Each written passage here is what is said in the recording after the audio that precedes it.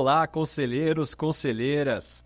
Sejam todos bem-vindos a mais um episódio do nosso podcast Os Conselheiros, indo ao ar às segundas e sextas-feiras, aqui pelo nosso canal no YouTube e também pelo Spotify, trazendo empresários, executivos, conselheiros, para contar um pouco sobre a sua trajetória de vida pessoal e profissional, levando insights, pílulas de aprendizado, sobre coisas que deram certo, outras talvez nem tanto, mas levando aprendizado para todos nós.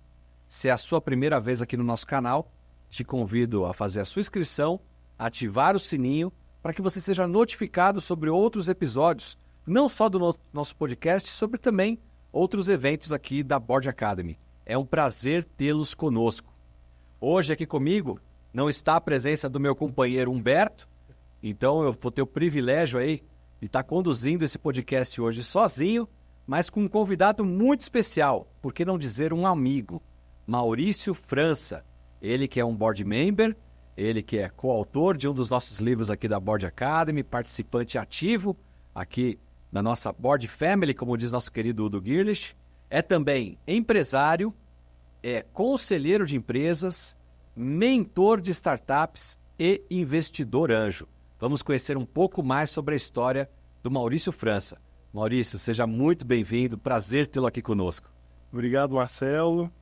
É uma honra estar aqui. Você sabe o quanto que eu gosto da Board Academy. Tem 1 ano e meio já que eu estou nesse relacionamento com você. Já fiz diversos programas, como você disse, sou coautor em um dos livros. Estou sempre presente em todos os convites que eu recebo da Board Academy. Eu faço questão de participar e acho que é um ecossistema sensacional para todo mundo.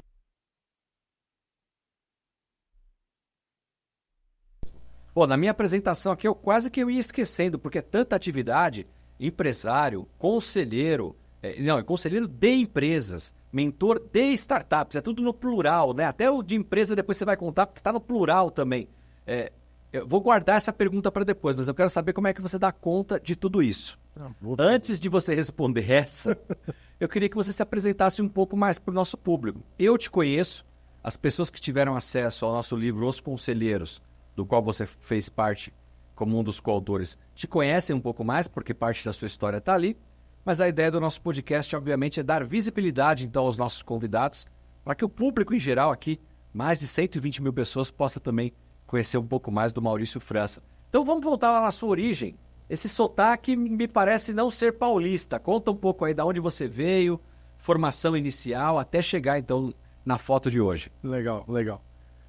A história é longa, né? Com 50 anos já, a história é bem longa. O sotaque, eu sou mineirinho da Gema, sou de Belo Horizonte, nascido, criado e parte vivido em Belo Horizonte.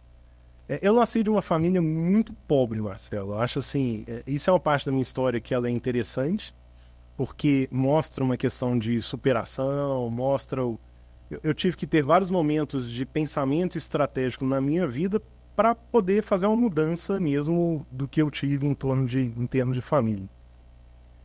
Eu tive restrição alimentar até os 11 anos, para você ter uma ideia. Né? Basicamente era uma refeição e contava muito com a escola pública, para poder complementar a refeição. Então, essa é a minha origem. Né? E como tal, muito jovem a gente precisou trabalhar, meus irmãos, eu sou um caçula de 4 irmãos, um delta de idade muito grande, meu irmão mais novo é 9 anos mais velho do que eu, então praticamente infância sozinha ali com primos, mas né, os meus irmãos muito jovens já começaram a trabalhar, casaram e saíram de casa, né? Isso era um pouco também da vertente da família, até assim, casar logo, sair de casa logo, porque para parar de dividir o pouco que tinha, né? E aí eu comecei a trabalhar muito cedo, comecei a trabalhar com 12 anos de idade praticamente, de maneira muito informal, e formalmente com 14 anos. Então, com 14 anos eu comecei. Vou dar um passo atrás. Eu era muito dedicado a esporte na escola. Então, eu comecei a jogar vôlei com 9 anos de idade. E para poder ter uma vôlei, eu bati de academia em academia. Tanta academia como tem hoje. Por vírus hoje, mais academia de musculação, né? Não tinha, eu fazia vôlei em programas da prefeitura, e para eu poder ter uma melhor performance no esporte, eu pensei que eu precisava desenvolver a parte muscular mesmo. usa ali nos treinos de vôlei, né? E aí eu fui em academia perguntando se eles podiam me ceder uma bolsa para poder eu ter melhor performance, né? Naquela época, um dos donos da academia achou bonitinho aquele garoto pedindo isso e me liberou para poder treinar lá dentro. Eu tinha 11 anos. Aí quando Você já era alto para 11 anos na época? eu tenho 1,84. A altura que eu tenho hoje é a mesma desde os 15 anos. Eu não cresci nem mais um centímetro. Isso foi uma grande decepção. Eu não tenho toda a sua altura, mas a minha altura de hoje é a mesma dos 14 anos. Então, impressionante. Engraçado isso. Na época eu era alto. Naquela época eu era alto. E até porque não era comum. As pessoas tinham uma estatura média ali, 1,60, 1,70. Quem passava de 1,80 eram os que passam de 2 metros hoje em dia, né? A geração mudou e a altura do brasileiro também mudou. Então você era um garoto alto. Eu era um garoto alto, né? Eu era bem alto e comparado aos meus coleguinhas, comecei a treinar na academia. Depois disso,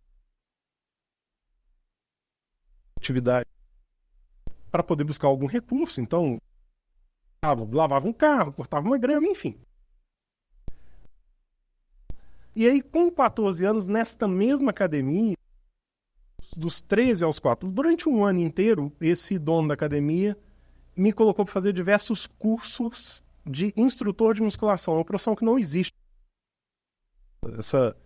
Com toda a evolução dos conselhos, o Conselho de Educação Física, ele tem uma profissão técnica e sem preparo técnico, não eram só os cursos, os livres cursos, né? Os cursos. E aí eu fiz uma série de cursos e comecei a dar aula de musculação com 14 anos de idade. Uau.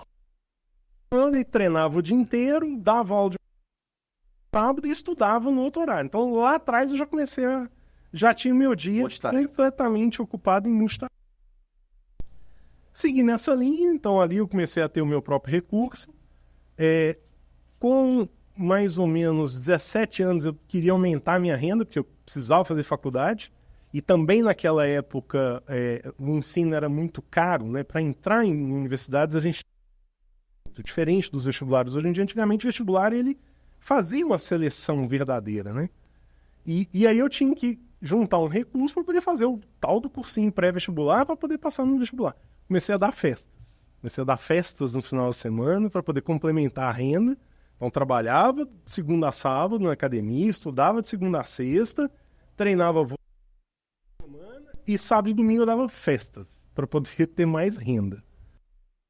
Ótimo, até também adolescente foi difícil para mim, né? Eu adorava dar festa. Isso aí a gente tá falando daquela época dos bailinhos. Dos bailinhos, das festas dentro de casa, de fazer joguinho de Bora. Tudo isso aí a gente fazia e cobrava entrada da galera para poder fazer. RPM lá em cima, tudo no auge. Na época do Pet Shop Boys, Depeche Mode, Cocaine, né? Essa época aí, né? E a gente Techno House, né? Era isso que a gente fazia nas festas. E aí tudo foi dando certo, consegui passar no vestibular, entrei. O vestibular já foi interessante, porque como eu trabalhava em educação física, né? Eu pensei em fazer educação física e fisioterapia. Educação física eu cheguei até a passar, mas assim, naquela época não dava dinheiro isso. E eu queria mudar toda a minha história da infância, né? Meu foco naquele momento era grana, né? Eu queria ter uma vida diferente. Morava com meus pais e queria ter uma vida diferente, né? A minha restrição alimentar acabou com 11 anos, minha mãe mudou muito profissionalmente, enfim, ela conseguiu ali me ajudar bastante com estudo, né? Então ela investiu em estudo me ajudando para poder entrar para a faculdade um pouco mais preparado. Mas enfim, então, educação física não dava dinheiro. Fui tentar fisioterapia. Esquece, não consegui passar no vestibular de jeito nenhum. Tentei 3 anos de fisioterapia e não consegui passar. Passei na psicologia e eu queria inicialmente psicologia do esporte. E quando eu comecei na psicologia, fatalmente aí eu descobri que naquela época a psicologia do esporte só tinha na USP aqui em São Paulo, não tinha em outros lugares. Eu falei, meu Deus do céu, o que eu tô fazendo na psicologia então, né? Como que eu vou fazer isso? E eu fui revisitar o que em algum momento me levou a pensar na psicologia. E foi ali durante a academia, né? Vários alunos que eu tinha não estavam ali pelo mesmo objetivo que eu estava, que era performance do esporte. Performance atlética, muscular. Tinha muitos alunos que estavam lá porque tinham um problema de baixa autoestima absurdo, né? As pessoas não se reconheciam, não se gostavam. E naquela época eu nem sabia o que era autoestima. Eu só sabia que as pessoas não se gostavam e eu ficava com aquilo na minha cabeça. Gente, eu não gosto tanto, né? Por que eu devo se odeio? Que coisa esquisita. E aí, por isso, né, foi um dos motivos que eu falei, tá bom, então deixa eu tentar ver psicologia para ver se rola. E aí, no primeiro semestre já da psicologia, lá em Belo Horizonte era períodos, né? A psicologia lá não é anual, de 6 a 6 meses você evolui. E eu de novo, comecei a planejar. Eu falei, olha, se eu ficar trabalhando em academia, não vou conseguir ser um bom psicólogo, não vou conseguir ter uma boa receita, ser bem remunerado, não vai rolar. Tenho que trabalhar em psicologia. Se eu estou fazendo psicologia, tem que trabalhar em psicologia. Naquela época tinha 4 grandes vertentes da psicologia: a educacional, a hospitalar, a clínica e a empresarial. A educacional eu não gostava muito de criança naquele momento, eu não curtia a teoria da educação. Clínica e hospitalar eram só para alunos mais graduados, 8º período, 9º período, 10º período em diante, né? Só sobrava organizacional. Eu falei, opa, aí é o meu caminho, né? Porque educacional e organizacional daria para entrar no início, mas eu escolhi organizacional. E aí, no segundo período, tinha uma disciplina que a gente tinha que entrevistar 3 profissionais da área para poder fazer um trabalho. E eu fui nas entrevistas levando meu currículo para cada uma das entrevistas que eu ia fazer, eu levava o meu currículo. De novo, eu dei sorte, uma profissional achou aquilo bonitinho, enfim, né, gostei da iniciativa, e me colocaram no processo seletivo para estágio, né, então eu comecei estágio já no meu primeiro ano de psicologia, no meu 7º mês de psicologia, que eu entrei como estagiário, na consultoria, e mais uma vez dei muita sorte. Essa consultoria, ela nasceu formando profissionais que atuavam na área de RH, então lá eu recebi um repertório absurdo de dinâmicas, técnicas, testes de avaliação, enfim, assim, me formaram muito mais do que eu fui formado na faculdade, a consultoria me formou, e eu fui seguindo nessa consultoria por vários anos, até faltando um ano ali para eu me formar, onde eu mudei de consultoria, fui para outra, cujo foco era acesso à avaliação de desempenho. Nisso, academia, vôlei, tudo ficou para trás. Já era. Parei de jogar vôlei com 19 anos, larguei a academia com 9 anos. Academia de vez em quando. A brasileira perdeu um atleta. Não era tão bom assim, diga a verdade, mas perdeu. Negócio, ó. A seleção brasileira perdeu o atleta, vai, quase isso, mais ou menos. O meu grande auge foi ter, meu grande auge no vôlei foi ter ganhado no campeonato regional. Meu time chegou a ganhar o campeonato regional, tá? Coisa muito legal pra gente na época, mas eu nem daria certo hoje. Mas valeu, né? Tenho certeza que até fazem lições do esporte pra vida. Maravilhoso, assim. A tolerância em livres, que foi a parte da coelhinha mesmo. Ligas, naquela época, todos os treinos, eles eram muito agressivos com o corpo, né, da pessoa, então cobrava demais, cartilagem, enfim, eu tenho sérios problemas hoje de saúde nessa área por conta de treinos inadequados naquela época. Mas isso a gente tira de letra e leva em frente. Não é nada que eu não viria naturalmente mesmo. Só antecipando aqui algumas dores. E aí, Marcelo,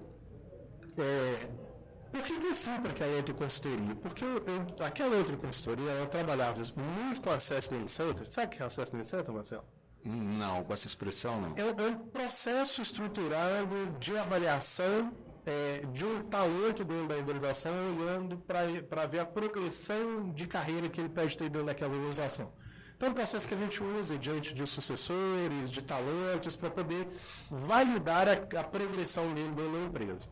E essa empresa fazia isso, né? E fazia isso para grandes indústrias. Eu falei, tá aí a minha porta de entrada para uma grande indústria. Recebi o convite dessa consultoria, fui trabalhar nessa consultoria e eu tinha dois clientes. Isso em Belo Horizonte, em Belo Horizonte ainda. Eu tinha 2 clientes naquela época, que era a Bosch e a TIM. Na época, a TIM inicialmente não chamava TIM, era Maxitel, né? Depois incorporou e virou TIM. Mas eram os meus 2 clientes.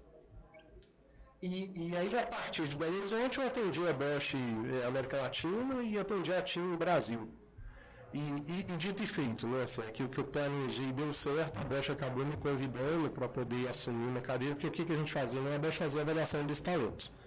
E no processo que a gente fazia, eu fazia recomendações de desenvolvimento daqueles gaps que a gente tinha identificado. E naquela época, a Bosch tinha pouco recurso para tocar esse programa do desenvolvimento dos gaps. Então, eu me convidava para sentar na cadeira e falar: olha, você identificou os gaps, está aqui 300 talentos que a gente precisa desenvolver, vem para cá e desenvolve esses caras. Então, a porta se abriu dentro da indústria para mim, foi ótimo. Né? Então, a Bosch foi uma grande escola para mim, do ponto de vista de todos os processos de gestão de pessoas. O RH muito estruturado. A Bosch implantou a avaliação de desempenho em 1982. O Brasil começou a falar de avaliação de desempenho em 2010, mais ou menos. Né? Então, assim, a Bosch era muito percussora naquele momento. Dei muita sorte na carreira de novo. Uma ascensão meteórica na Bosch, muito fora da curva. Assumi muito rapidamente essa Na parte. Bosch também você atuava em Belo Horizonte? Não, aí a Bosch não tinha em Belo Horizonte. Nessa situação eu fui para Campinas. Né? Eu saí de Belo Horizonte e fui morar em Campinas. Aí ainda pela Bosch eu fiquei um ano na Alemanha e fiquei um ano em Blumenau. Na Alemanha, uma área matriz, né, central da Bosch global. E em Blumenau, Santa Catarina, era uma unidade de negócio da Bosch. Né? Então, isso eu trabalhando ali com a parte de desenvolvimento de carreira, sucessores, treinamento e desenvolvimento. Que a gente está falando disso? Eu fiquei na Bosch de 2000 a 2005. Você deve ter conhecido bom, claro, a Bosch é gigante, né? Mas eu tinha um amigo que fez MBA comigo e ele era funcionário da Bosch da área financeira, chamado Denis. Denis. Eu não Você lembra sobre o nome? Só resgatando no LinkedIn, não vou lembrar. 2, na verdade, da Bosch. Fizemos o MBA junto. E que ano que era? 2002, 2003. Com certeza eu deveria conhecer. É contemporâneo. E até porque assim, trabalhava em Campinas. O prédio do RH e do financeiro era no mesmo prédio. Então, que ali é uma cidade Bosch, né? Tem uns 20 prédios ali, mas o prédio das áreas corporativas era no mesmo prédio. Então, com certeza eu tive o prazer de conhecer essa pessoa assim. Né? Mas não consigo lembrar imediatamente se é do Denis. E aí na Bosch, né, então tive realmente bastante atuação, já comecei a ajudar ali, facilitar alguns processos de planejamento estratégico, organizando o evento de planejamento estratégico presente com eles. Mas enfim, acabei saindo da Bosch em finalzinho, dezembro de 2005, e entrei na Votorantim em janeiro de 2006. Porque um dos meus projetos na Bosch foi implantar a universidade corporativa. E a Votorantim precisava de alguém para implantar a universidade corporativa, então me convidaram. Né? Minha ranqueada da Bosch. Aí você veio para São Paulo. Aí eu vim para São Paulo, capital. Berrini, ali no prédio central, não? Era na Amauri, não sei se ainda é, na Amauri, onde era a sede da Votorantim, da Natura, era ali... Pão de Açúcar, era um prédio que a gente brincava, né? Entra e fala assim, 10% do PIB do Brasil está nesse prédio aqui. Sede de outros 3 bancos, enfim, era um prédio muito interessante, assim. Então fiz isso na Votorantim, plantei a Universidade Corporativa. Aí, nesse projeto da Votorantim, me levou a ter contato com a Universidade Corporativa da Natura, recebi um convite da Natura para poder remodelar a Universidade Corporativa dele, já tinham 4 anos que eles tinham. Então, saí da Votorantim, fui para a Natura, e aí na Natura o foco também foi a Universidade Corporativa. E saí da Natura, uma rápida passagem pelas Minas, aí foi uma escolha errada, talvez, que eu tenha feito na época. Saí muito rápido das Minas, naquele momento a cultura não era uma cultura que eu desejava, e aí eu resolvi empreender, né? E abre aspas, né? O antigo consultor que eu contratei durante 10 anos na minha trajetória. Ele me ligou um dia, ficou sabendo na mesma semana que eu tinha pedido demissão da Uzi Minas. E ele falou assim, abre aspas, Mário, cansou de brincar de executivo, você quer vir brincar agora como consultor? E eu falei, quero. E aí entrei para o mundo de consultoria, fiquei de 2009 até 2016 em consultoria, e ali empreendendo, a gente fez... uma associação de consultores, né? E aí, basicamente, trabalhava com educação corporativa, muito planejamento estratégico, muito processo de desenvolvimento de liderança também, né? E alguns processos de RH. Em 2017, um dos meus clientes da consultoria me fez um convite e falou, eu preciso de alguém fixo aqui dentro para estruturar a área de RH para a gente. E aí eu falei, tá bom, né? Deixei a consultoria ali andando, tinha sócios, e voltei para a cadeira executiva, Então, estruturando o processo completo de RH, saí dessa empresa, recebi um convite maravilhoso de ir para o Sabin. Sabin é uma empresa da área de saúde, né, medicina diagnóstica, que também era para reconfigurar o processo de desdobramento de estratégia, métodos, processo de avaliação de desempenho. Fiquei no Sabin durante um tempo, recebi uma outra proposta de um também ex-cliente meu, o Luiz, executivo sensacional, me chamou para ir com a empresa de tecnologia, e eu queria ter no meu repertório de tecnologia também, né? E aí lá eu assumi o RH, planejamento estratégico, cara de manutenção, enfim, tinha algumas outras coisas também. Minha última passagem na Bosch eu já tinha um pouco dessas outras áreas abaixo de mim. E aí assumi lá uma diretoria também, para trabalhar nessa área, e fiquei até 2021. Depois fui para uma empresa financeira, que também queria ter no meu currículo ali um aprendizado numa empresa financeira, numa intermediadora de crédito. Fiquei um tempo nessa empresa financeira e saí em janeiro de 2023, aí eu voltei de novo para a minha cadeira dentro da consultoria, porque o meu foco era muito rapidamente virar um conselheiro, né? Assim, isso vem sendo o meu foco de 2015 para cá, né? Eu sempre colocando isso como objetivo de carreira minha era ser um conselheiro de empresas. E aí eu fui me preparando para poder fazer esse trade-off, então em janeiro voltei para aquela minha cadeira lá, consultoria, e já assumi o conselho, naquele mesmo mês, de uma corretora de seguros. Então, fiquei nesse ínter ali com esses dois chapéus. Você me apresentou como empresário, porque é uma coisa que eu não contei, né? Em 2019, eu abri uma empresa de roupa de ciclismo, chama Vida Sobre Bike.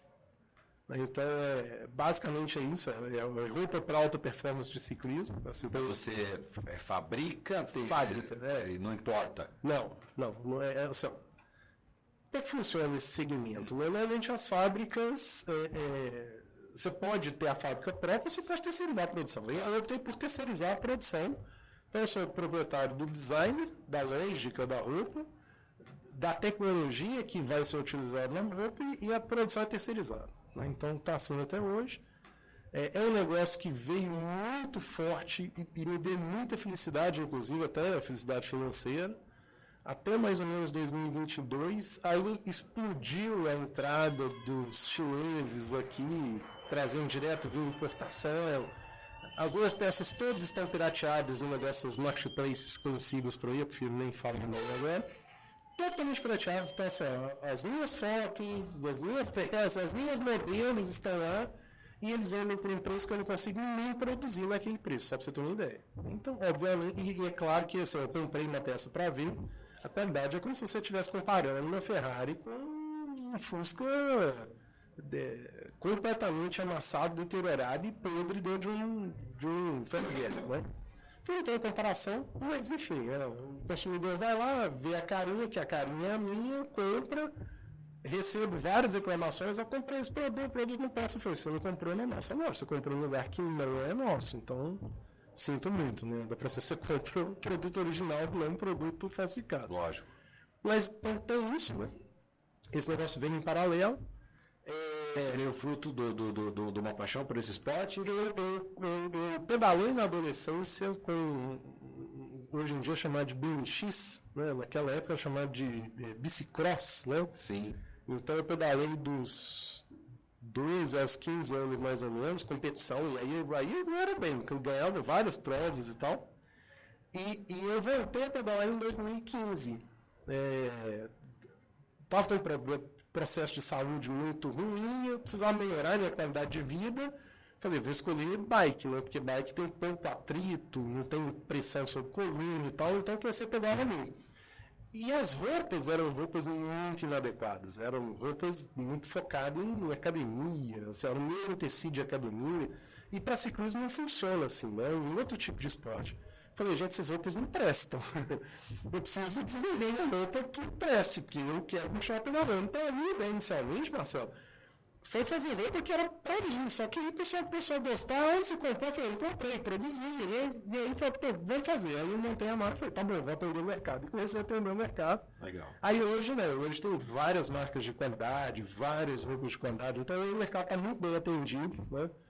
Naquela época foi um processo assim, bastante inovador, mas hoje não. O mercado está muito, muito bem atendido nesse sentido, então tem muitos concorrentes com qualidades até melhor que a hoje em dia, mas muito melhor que a hoje em dia também. Principalmente produtos italianos, aí esses são excelentes produtos. E ainda em 2023, né, foi quando que eu conheci a Bosch, está fazendo 1 ano e meio hoje que eu conheço a Bosch. Não hoje, não, nesse momento está fazendo mais ou menos 1 ano e meio. Fiz os primeiros cursos na Bosch. Entrei há mais ou menos uns 10 meses para Anjos do Brasil e comecei a empreender também como investidor anjo. Né? Então hoje eu tenho aí 3 investidas. Meu portfólio eu quero muito mais do que isso, né? Na minha estratégia chegaram umas 20 empresas que eu quero fazer no processo de investimento, 3 investidas em segmentos completamente diferentes. Por meio da minha consultoria,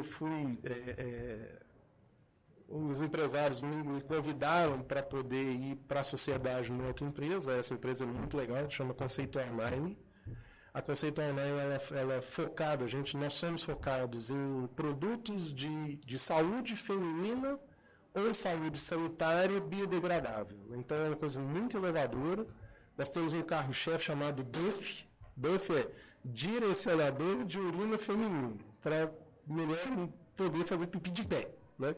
Para não ter nenhuma possibilidade de se contaminar. Isso no Shark Tank. Shark Tank tem uma que eu acho que o nome dela é IPP. Eu acho que foi ela que foi para o Shark Tank. Mas tem algumas diferenças. O nosso é feito... produzido com papel, biodegradável do calor, e os outros concorrentes que a gente tem no mercado, ele é feito com silicone. E aí a mulher tem que lavar, depois que usa no banheiro, pega na bolsa, leva. Nossa, usou, põe no lixo, né? Descarta no lixo mesmo. Então é muito prático e a gente está com um projeto aí de inovação muito forte para poder atender hospitais e laboratórios, e aí não tem ninguém que atende nesse segmento, e a gente pretende atender, né? Já está em fase de teste de produto para a gente poder realmente acelerar. Então é isso que eu tenho feito hoje em dia, né? Bastante coisa. O tempo realmente ele toma, porque ainda tem a parte do mentorato, e eu não sou mentor das empresas que eu invisto, eu sou mentor de outras empresas. Eu abri essa possibilidade para Anjos do Brasil, né? Então eu tenho alguns mentees hoje, que são empreendedores, CEOs das empresas que eles atuam, para ajudar a tracionar, ajudar a desenvolver. Eu penso muito assim, toda aquela minha origem muito pobre, né, me trouxe algumas coisas. Assim. Primeiro que não adianta, eu acredito que não adianta a pessoa, a família enriquecer sozinho. Eu acho que o país tem que enriquecer, né? O país tem que evoluir, a sociedade tem que evoluir, toda a parte de acesso à educação ela tem que evoluir. E uma forma de fazer um país enriquecer é que os pequenos empresários eles consigam tracionar, gerar emprego, né, gerar PIB. Né? Então, eu acredito muito nisso e por isso que eu visto muito tempo em ajudar realmente a empresas a crescerem sem necessariamente eu ter algum tipo de contraparte financeira naquilo. Como que a carreira de conselho entra nessa história e por que você chegou na Bosch Academy há 1 ano e meio atrás? A carreira de conselho, para mim, assim, eu acredito muito em decisões discutidas e compartilhadas. Né? Eu acredito muito que 6, 7, 8, 10 cabeças pensam melhor do que uma cabeça. E quanto mais a gente sobe numa hierarquia, se você ainda não organizou a governança da sua empresa, né? Se você é o dono da empresa, você é o senhor da empresa, a empresa é sua, quanto mais você sobe, mais solitária vai ficando essa posição. E não tem com quem você discutir, não tem com quem você conversar, via de regra a pessoa não abre para os subordinados dele as angústias e fica muito sozinho. Então, a governança corporativa é muito importante para poder ajudar essa pessoa a pensar coisas que vão além da expertise dela, e trabalhar naquilo que são essas sombras, né? os pontos não desenvolvidos que ele tem. Né? E aí essa governança ela ajuda a trabalhar, a terem pessoas com expertise diferentes, todo mundo unido em prol daquele negócio e levando aquele negócio para o crescimento futuro. Então, eu sempre acreditei nisso. Então, aí que entra o conselho. Eu acho que eu sozinho eu tenho uma condição de ajudar uma empresa, mas se eu for com colegas, né, com outros 3, com outros 5 colegas ajudar aquela empresa, o potencial de ajuda é muito maior. Né? Então, é isso que eu acredito. Por isso o conselho. Né? E você fez uma segunda parte da pergunta. E como a Board Academy, você chegou na Board Academy? Quando eu cheguei na Board Academy, o conselho no Brasil sempre foi muito divulgado pelo IBGC. Né? Mas eu acho um campo muito fechado, um ecossistema ali bastante fechado no IBGC. E aí eu falei, tem outras alternativas, né? Tem outras opções para poder fazer isso? Fui pesquisando, encontrei a Board Academy. Acho que é um ecossistema super interessante, né? Porque a capilaridade da Board Academy é muito maior, tem muito mais abrangência nacional do que o IBGC, né? E isso foi o que me atraiu naquele momento da Board Academy. Legal. E 1 ano e meio, né? 1 ano e meio já que você está aqui conosco. 1 ano e meio já. Nesse 1 ano e meio você fez a sua formação, Programa de Formação e Certificação de Conselheiros, o PFCC. Fiz. Teve a oportunidade de participar conosco do livro Os Conselheiros, onde você contou um pouquinho ali da sua história. E o que você viu de diferente aqui na Board Academy de outras escolas, talvez de formação que você tenha pesquisado? Você citou o próprio IBGC, né? Como você tem usufruído desses ecossistemas? Eu acho que o principal, na minha visão, né, a principal contribuição da Board Academy é exatamente essa variedade de ecossistemas. É um ecossistema rico em termos de pluralidade. Então, esse ser plural da Board Academy me atrai bastante. Né? Eu participo de algumas comissões, a Comissão do Conselheiro do Futuro, e já fiz outros cursos de formação. Né?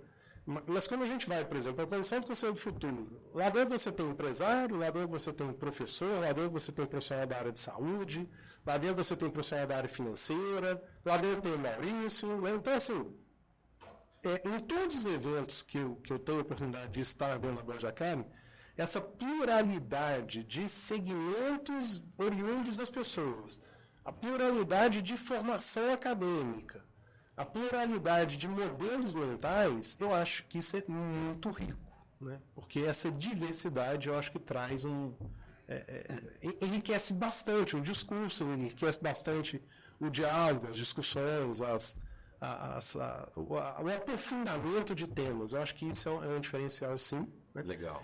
Inclusive, eu nem falei da formação acadêmica, você falei da psicologia. Né? É verdade. O pessoal está aqui ainda achando que você é psicólogo. Não, já me deformei em psicologia há muito tempo mesmo. Eu acabei fazendo depois 5 pós-graduações, 3 delas voltadas para negócio, planejamento estratégico, gestão de negócios e gestão estratégica. Aí eu fiz um de educação corporativa e um também de gestão de pessoas, e acabei fazendo mestrado. Eu tenho um mestrado de inovação, focado muito na maneira do processo de aprendizado do executivo. Né? Então, esse foi o foco do mestrado. Então, quando eu falo que essa pluralidade também de formações, ela enriquece demais, quando você tem essas opiniões, escolas diferentes, modelos mentais diferentes, e isso eu vejo do Board. Legal. Você deve ter ouvido falar sobre isso durante o seu programa de formação. E aqui nós temos muitos empresários que estão estudando a possibilidade de montar conselho nas suas empresas. Nós temos executivos que estão pensando nessa próximo passo na jornada da carreira, né? E ser conselheiro pode ser uma dessas atividades. Temos consultores aqui também, né? Que ora foram executivos e aí foram para o caminho da consultoria, como você foi em determinado momento, e diversos conselheiros. Uma coisa que a gente sempre fala aqui da diferença dos chapéus, né?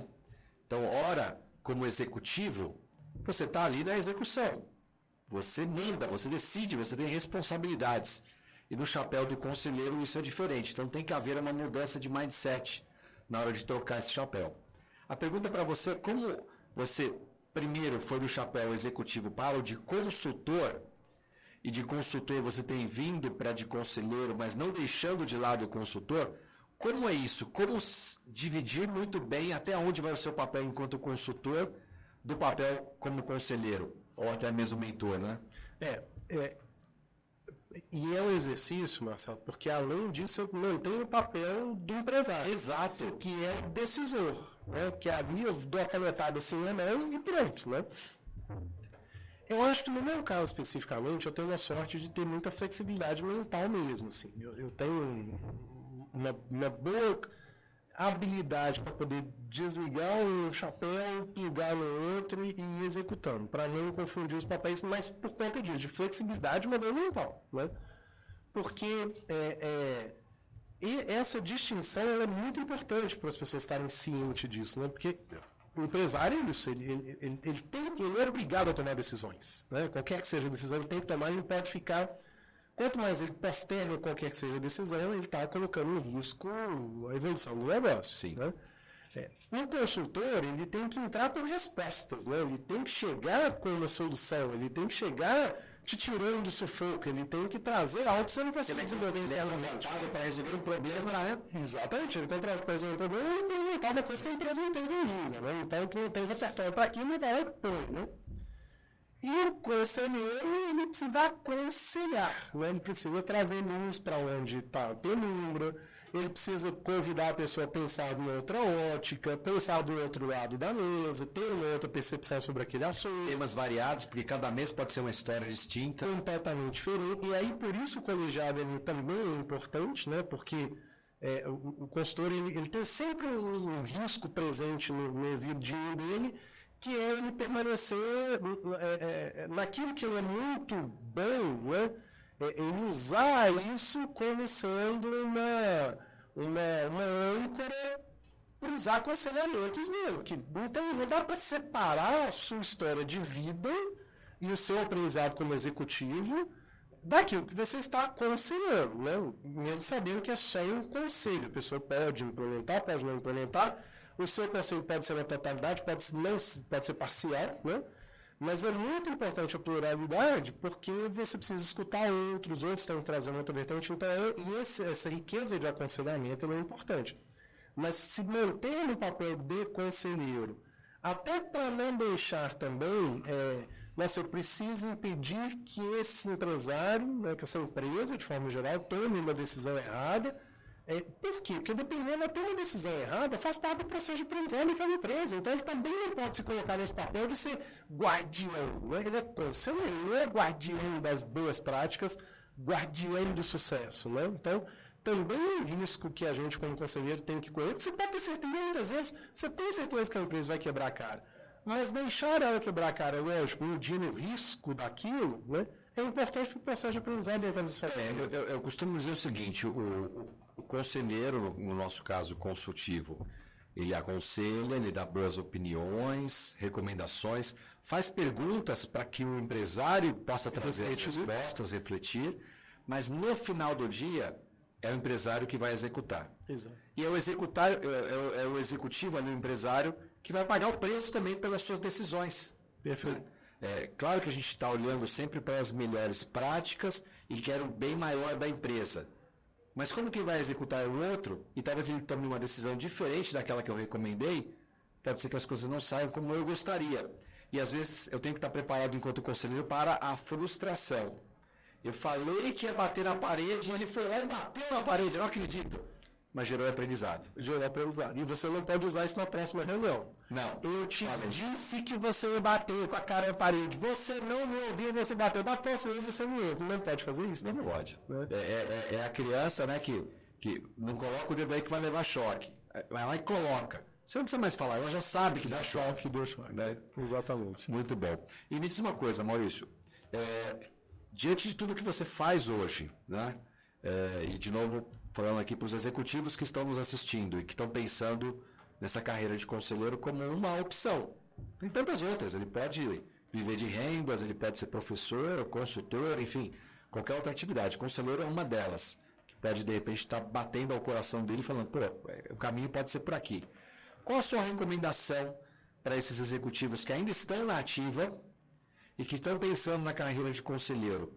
Eles devem procurar uma formação primeiro, eles devem sair da carreira executiva para começar uma carreira de conselheiro, eles devem fazer as duas ao mesmo tempo, enfim, qual é o caminho das pedras aí que você recomendaria para um executivo que está pensando nessa opção? Marcelo, na minha opinião muito pessoal, acho que o primeiro ponto é olhar para dentro. Em que sentido? Por que seguir uma carreira de conselheiro? A primeira pergunta que ele teria que fazer para ele é isso, né? Porque quando você resolve seguir uma carreira de conselheiro, significa o quê? Você vai trabalhar em prol do sucesso do outro. Né? É um trabalho de doação, né? É um trabalho onde todo o seu esforço vai ser para ajudar uma empresa a tracionar, pivotar, fazer um turnaround, enfim, né? Mas quem vai ser reconhecido por aquele sucesso são os outros, não é você. Você não vai nem aparecer, né? O conselho eu não vejo quem são os conselheiros, não estão presentes, não são citados, não aparece em relatório, não aparece em nada, é completamente bastidor e é completamente fora do holofote. Então, primeira pergunta é essa, né? Você está disposto a trabalhar em prol do sucesso do outro, da doação para o outro, né? Essa é uma pergunta. A outra pergunta é, eu vou para o conselheiro porque conselheiro ganha bem, né? Eu posso multiplicar meu salário por 7, 8 empresas que eu esteja como conselheiro. Também a pergunta que ele tem que se fazer, porque se você vai pelo financeiro, o financeiro te causa uma distorção no seu papel de conselheiro. Muitas vezes você não vai fazer um aconselhamento que pode não ser muito popular no conselho naquele momento, como uma forma de preservar a sua cadeira no conselho. E aí você está enviesado. Né? Então, se também o seu desejo é o financeiro, o seu objetivo final é o financeiro, está escolhendo, na minha opinião, uma carreira errada. Né? Não é por aí que deveria ir. Feito essas análises internas, né, do porquê que eu vou para conselho, eu penso que o primeiro deveria ser realmente buscar uma formação, até para você saber onde que você está colocando o seu CPF, o seu repertório. As diferenças de tipo de conselho. Exatamente. Né? Então, você tem que entender. Eu sempre fui favorável, assim, tudo que você vai fazer na vida, você tem que aprofundar o conhecimento naquilo que você vai fazer. Talvez por isso ser muito acadêmico, por isso ser muito...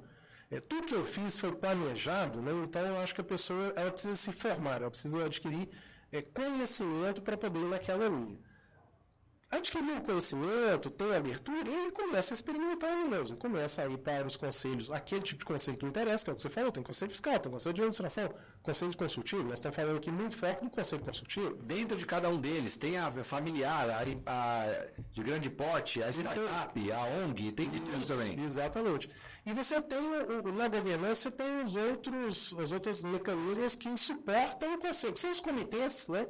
E você pode ir para um comitê de pessoas, um comitê de estratégia, um comitê financeiro, um comitê de inovação, que também são opções que a pessoa pode ter, mas do mesmo jeito, decisões colegiadas, compartilhadas. No caso de comitês, dependendo da governança da empresa, é decisão mesmo, dependendo não, também é só consultivo, né? Então é consultivo técnico.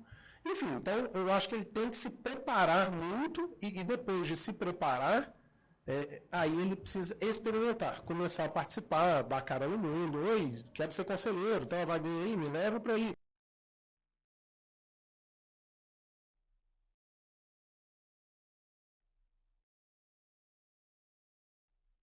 Sabe disso já o tempo inteiro. O Brasil é muito fechado para muita coisa, né? Então, assim, aqui funciona realmente o que a gente indica, né? Apesar de termos headhunters especializados, mas até isso, até para o headhunter te achar, te ver, né, alguém tem que abrir a porta para você poder estar lá de cara com esse headhunter. Então, o network também é muito importante, né? Você precisa ter ali uma capacidade de se relacionar com outras pessoas, e eu acho que toda pessoa deve ter uma abertura para receber esse novo também, né? Eu acho que eu costumo dizer, não é só ouvir a nós, tem o vosso reino também. Então, a gente tem que ter abertura para ter um network também. Você precisa se atrair pessoas e como você ajuda essas pessoas também a se desenvolver na carreira. Penso que seria essa uma forma. Muito bom. Você trouxe pontos aqui que eu concordo 100% com eles. A gente tem falado isso para os nossos board members aqui. inclusive no Board Valley, um dos nossos eventos aqui da Board Academy, eu falo muito nisso, né? E tem uma frase minha lá que eu digo que o único lugar onde dinheiro vem antes de propósito é no dicionário. Perfeito. Então, carreira de conselheiro é uma carreira por propósito. Você pode ganhar muito dinheiro com isso? Pode. Mas se você pensar nisso, você vai estar enviesado. Né? Talvez você faça escolhas equivocadas, inclusive de empresas que não estão conectadas com o seu propósito de vida. Perfeito. Eu seria conselheiro de tal setor ou de tal tipo de empresa? Talvez não. Mas primeiro você tem que conhecer o seu propósito. E por que eu quero fazer isso? Você foi perfeito na sua avaliação. Eu só gostaria talvez de frisar que é muito importante para vocês executivos que estão nos assistindo não esperar o desemprego, não esperar a aposentadoria. Sabe aquela, depois eu faço a procrastinação? Não. Busque uma formação agora mesmo. Busque através do seu networking atual. Você tem um sobrenome que é a empresa que você carrega hoje, que é valiosíssimo. Aproveite-se dele para começar talvez nas suas primeiras posições de conselho, até pro bono, até sem receber. Porque você empregado não precisa desse dinheiro teoricamente hoje. Perfeito. E você vai ganhando quilometragem, aprendizado, para quando você deixar então a carreira de executivo, você já tem um histórico iniciado aí na carreira de conselho. Faz sentido? Não, acho que faz todo sentido isso aí. Acho que qualquer transição de carreira que você faça, né, ela precisa ser uma ruptura, né? Terminei essa carreira, começa a transição, né? Então tem que ter uma sobreposição, você tem que ter um processo aí de evolução, e eu acho que é fundamental isso. O conselho, a posição de conselheiro, ele precisa vir daí, né? Até porque, assim, a sua mente está muito ativa, né, no negócio, a sua mente está respirando aquilo. E o conselheiro precisa estar com a mente ligada, né? Precisa estar com a mente plugada, ele precisa estar vendo movimentação de mercado. Ele é uma porta muito grande até nisso, né? De conectar a empresa com o mercado e o mercado com a empresa, né? O conselheiro tem esse papel um pouquinho de advisor para poder também facilitar a vida. Então, se você, né, enquanto está na ativa, é o melhor momento para você poder pensar na carreira de conselheiro, sem dúvida nenhuma. Muito bom. Eu queria que você abordasse aqui, a gente está quase caminhando no final da nossa conversa, mas eu queria que você abordasse um pouco a questão do investidor anjo, esse seu papel como investidor anjo. Como surgiu isso? Às vezes as pessoas escutam falar disso, mas não sabem exatamente como é que é. Eu coloco o dinheiro aonde? Quais são as minhas garantias? Quanto tempo retorna? Conta um pouco para a gente sobre isso. Tá.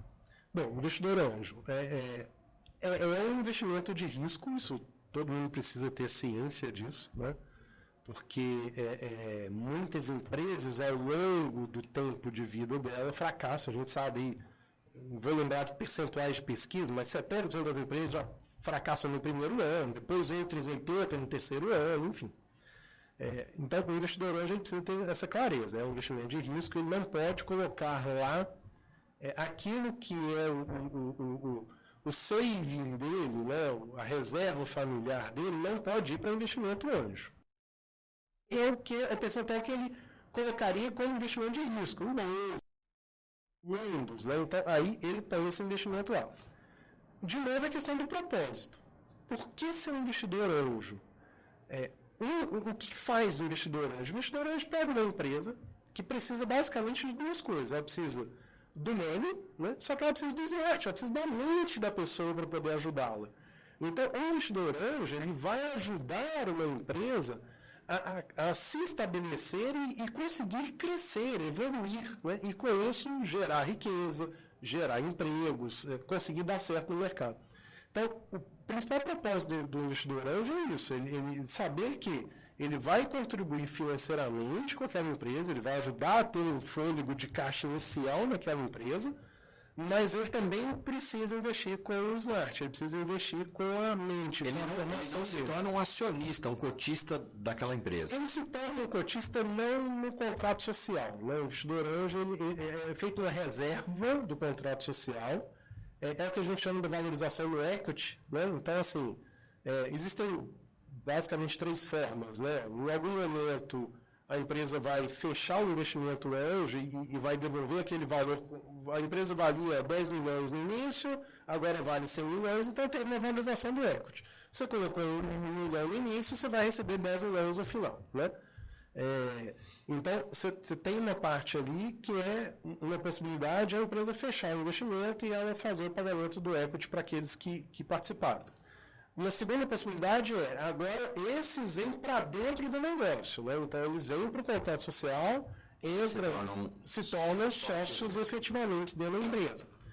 Mas o que mais acontece, Marcelo, principalmente em startups, né? A gente fala de investimento hoje, é muito forte em startups. O que mais acontece é o quê? É no momento onde ou a startup faz uma fusão e aquisição, né? Então ela se funde com alguém, e aí, naquele momento, é o momento mais provável do exit, da saída do anjo, ou a empresa vai fazer um IPO. Então, deu tão certo, vai fazer um IPO, aí também é o momento de o anjo ou ele sai, ou ele fica como acionista ali daquela empresa. Né? Então, tem alguns momentos de você sair. Normalmente, a saída do anjo se dá entre 5 e 10 anos que você entrou dentro daquela organização. E você comentou, um pouco antes, perdão, um pouco antes da sua fala, você comentou que você faz esse investimento através de você não vai direto na startup, existe uma intermediadora, digamos assim. Existem várias associações no Brasil que você pode se conectar a elas, né? Eu estou na Anjos do Brasil, que é uma das mais antigas, talvez você tenha sido a precursora. Qual a vantagem? É como a Board Academy, né? A Board Academy é um hub para conselheiros, a Anjos do Brasil é um hub para anjos, né? A vantagem é que você vai ter, de novo, troca de experiência, decisões colegiadas, você tem uma organização que vai fazer uma esteira daqueles projetos. Então, a primeira porta de entrada, o empreendedor vai lá e se cadastra no site da Anjos, pleiteando um investimento. A equipe interna da Anjos faz um primeiro filtro, para ver se não é fraude, se o negócio existe, porque você tem que ter muito cuidado de entrar, não é fraude também, né? Não é só uma tese, né? Não é só uma tese. Muitas vezes pode ser até uma tese, que a gente chama de um early stage, né? Assim, é uma fase de ideação. A pessoa tem uma ótima ideia, o mercado não está atendendo, não tem aquela solução, ele tem a ideia, ele sabe como desenvolver a solução, mas ele não tem capital. Então a gente também entra nesse tipo de investimento. Tá. Né? Então você avalia a tese do cara e fala assim, nesse caso você vai avaliar muito o empreendedor, qual a história que esse cara tem, né? Ele consegue colocar esse negócio no ar, a ideia dele é boa, o mercado realmente não tem isso, mas ele tem repertório para colocar esse negócio no ar, ele tem, então eu vou apostar, vou colocar a grana e aí o cara vai tracionar aquilo. Então você tem essa fase também de investimento onde é só um ganho. Mas o risco que a gente tem que ter muito é assim, se não é fraude, se não é lavagem de dinheiro, tem todas essas questões. Então, tem uma associação por trás, ela faz um primeiro crivo, né? E aí você coloca aquela tese para os investidores anjos, e aí são várias pessoas que vão fazer perguntas sobre aquele processo. Você ganha isso, porque você pensa em 3, 4 perguntas, de repente vem mais 10 perguntas, você não tinha pensado, você fala, opa, que legal. Então, te ajuda. Esse grupo, você extrai ali os que estão interessados em fazer um investimento, então esse grupo vai pilotar aquela rodada, né, eles vão fazer, e aí tem toda uma questão de realmente fazer uma due diligence, fazer uma due diligence até fiscal jurídica, né, então tem um processo bastante complexo aí, e aí que sai o investimento, né, aí que você coloca o seu cheque lá naquele negócio. Então, assim, esse colegiado, várias pessoas pensando naquele negócio, também ajuda você a decidir por que você investe em uma e não investe em outra, né? Isso ajuda bastante também. Legal. Eu acredito que você saiba, né? Eu te fiz a pergunta, não porque eu sabia, mas muito mais para a gente estar analisando com a nossa audiência, que tem um público muito vasto aqui, né? Mas eu tenho certeza que você também sabe disso, e vocês que estavam nos ouvindo, se esse tema de investimento anjo, né, faz sentido para você, na sua diversificação, especialmente no seu propósito de ajudar pequenos empresários, ideias, inovações na área da tecnologia, das startups, a Board Academy também tem 2 frentes nesse sentido, através da Board Ventures e da Varejo Ventures. A Board Ventures é voltada para investimento em startups ligadas à governança, processos de governança nas empresas, e a Varejo Ventures para o mercado de varejo, né? Então você também pode ser um investidor anjo através dessas 2 frentes, assim como essa que foi citada aqui pelo Maurício, em investidores Anjos do Brasil, o qual a gente também tem aí profunda admiração e respeito, né? São tantas espalhadas pelo todo o Brasil, nosso grande parceiro FCJ, Bossa Nova, enfim, também amigos queridos aqui da da Board Academy. Maurício, estamos caminhando aqui para o final e tem 2 perguntas que eu não posso deixar você embora sem fazer. A primeira delas é relativamente simples. Você que é um cara extremamente estudioso, deu para notar aqui durante a nossa conversa e tudo que eu já conheço de você, eu queria uma recomendação de um livro, de uma série, de um filme, algo que você leu ou assistiu, ou está lendo ou assistindo, né?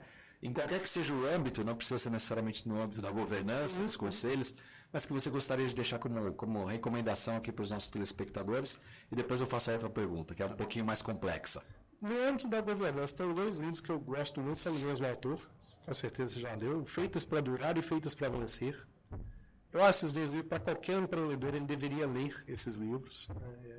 É livro de cabeceira. É livro de cabeceira de empreendedor. Eu acho que é isso, ele tem que ter ali, de vez em quando vai lá e folheia de novo, olha de novo, eu acho que é fundamental ter. Tem um livro também que eu gosto pensando no alto executivo, ele chama Transparência, é do Warren Bennis, o autor.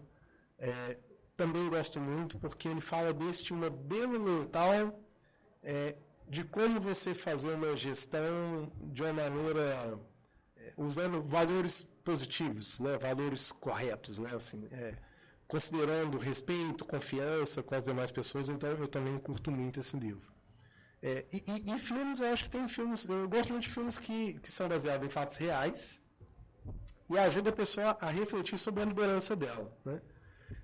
Tem um filme que eu sempre uso em treinamentos de equipe, treinamentos de liderança, que é o Duelo de Titãs. Você deve ter assistido com o Denzel Washington, eu esqueci o nome do outro protagonista, mas que ele é super fidedigno na realidade, até porque os 2 técnicos do futebol americano, eles foram conselheiros no roteiro e nas gravações do filme, então tem uma guarda ali, uma linha muito, muito real com o que aconteceu naquele momento, então eu também recomendo bastante. Acho que vale a pena as pessoas assistirem. Bom. Obrigado pelas recomendações. E a nossa última pergunta, caminhando então aqui para o nosso final. Hoje, na foto de hoje, Maurício França, empresário, conselheiro, mentor de startups, investidor, anjo. Esse Maurício de hoje, se tivesse que voltar lá para aquele Maurício, eu não sei se tinha apelido carinhoso da família, era Mauricinho. Meu pai chamava Maurício, então eu era Maurício. Tinha vindo. Você é Maurício? Eu imagino.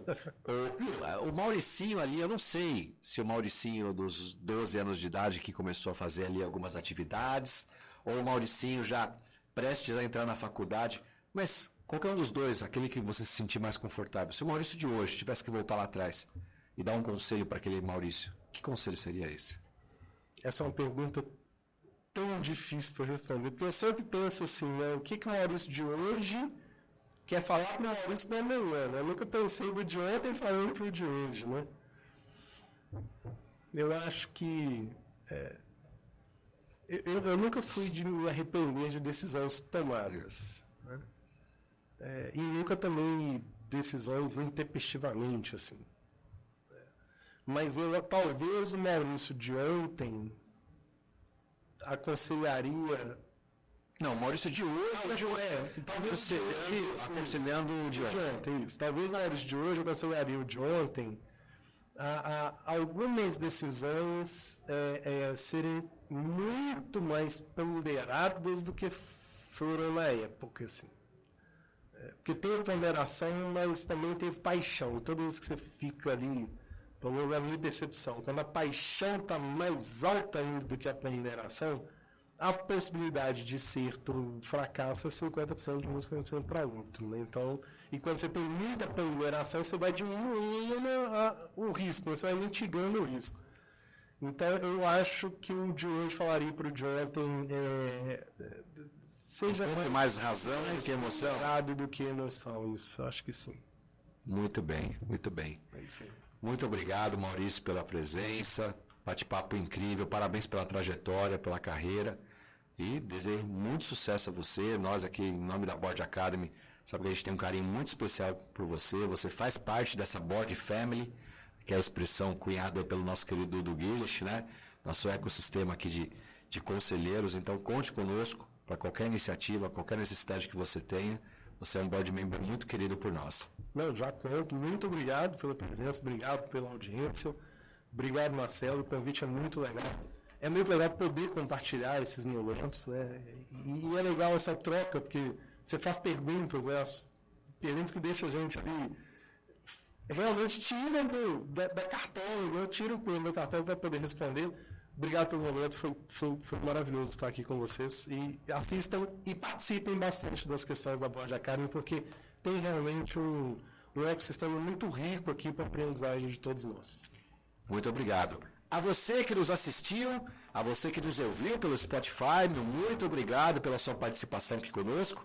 Novamente, se é o seu primeiro momento aqui, te convido a fazer a sua inscrição no nosso canal, ativar o sininho para receber notificações dos próximos episódios. E aí, a gente se vê no próximo episódio. Um grande abraço. Tchau, tchau. Obrigado, pessoal.